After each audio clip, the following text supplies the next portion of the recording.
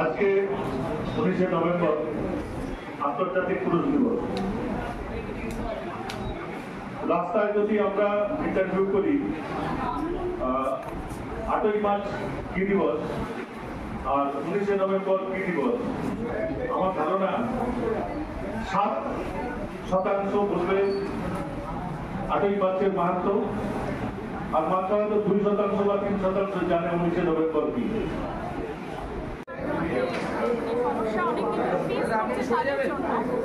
কিন্তু যারা সমস্যার কথা বলতে পারছে না তাদেরকে নিয়ে কেউ ভাবতে পারছে না। এই যে আমাদের বিভিন্ন নিউজ চ্যানেল, পেপার বা বিভিন্ন জায়গাতে নারী ধর্ষণ, নারীর সাথে অত্যাচার, ডোমেস্টিক ভায়োলেন্স নিয়ে এত রকম কেসেস হচ্ছে, তো সবাই বলছে যে এখনো পুরুষ শাসিত সমাজ চলছে এবং নারীরাই অত্যাচারিত হচ্ছে। কেন এটা বেশি বলা হচ্ছে? কারণ পুরুষদের সাথে কি হচ্ছে সেটা সবাই জানতে পারছে।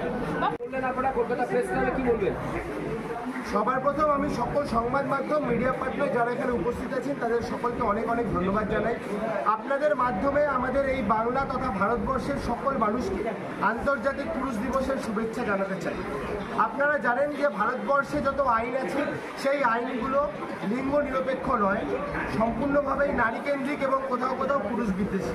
এবং সেখান থেকে দাঁড়িয়ে আমরা দেখতে পাচ্ছি যে প্রত্যেক 3 মিনিট অন্তর একজন বিবাহিত পুরুষ আত্মহত্যা করছে। নারীদের থেকে পুরুষদের আত্মহত্যার সংখ্যার পরিমাণ অনেক বেশি, প্রায় 3 গুণ।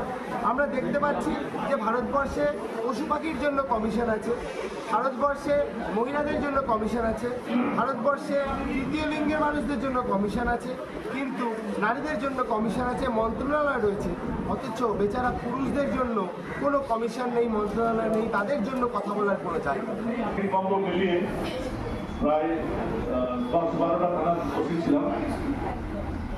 তো 2-4টি ঘটনা আপনাদেরকে বলি, যেটা আজকের এই 19শে নভেম্বর সঙ্গে একটা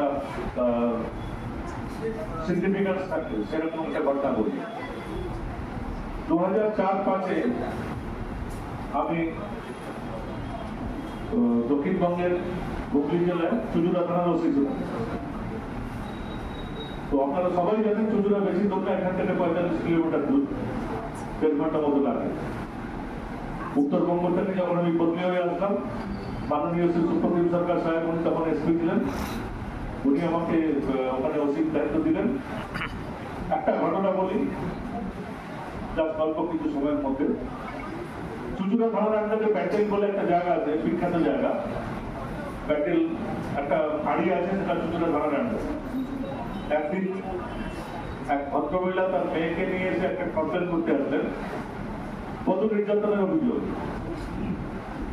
ন্যাচারালি বা স্বাভাবিকভাবে আমাদের কেস রেজিস্টার করতে হবে, এফআইআর করে কেসটা আমি যখন অন্য একজন সাব ইন্সপেক্টরকে আমি এন্ডোর্স করছি, তো ভদ্রমহিলা বললেন, স্যার আমাদের অনেক আশা, এই কেসটা আপনি যে দিকেই গেছেন। সমস্ত কিছু পেয়ে থাকে। পুরুষের ক্ষেত্রে কিন্তু পুরুষ অধিকার কি নিয়ে, পুরুষেরা যে সমস্ত সুবিধা থেকে বঞ্চিত হচ্ছে, পুরুষদের নিয়ে যেখানে যেখানে কথা হচ্ছে না বা তারা বলতে পারছেন না, লিগাল সিস্টেম হয়তো পুরুষদের ক্ষেত্রে ম্যাক্সিমাম ক্ষেত্রে সাপোর্টিভ নয়, সেই সমস্ত কিছু নিয়ে পুরুষ অধিকার, তার মানে পুরুষ বাদ হয়ে যাওয়া যাবে না, যেখানে শুধুমাত্র পুরুষেরাই সঠিক বা নারী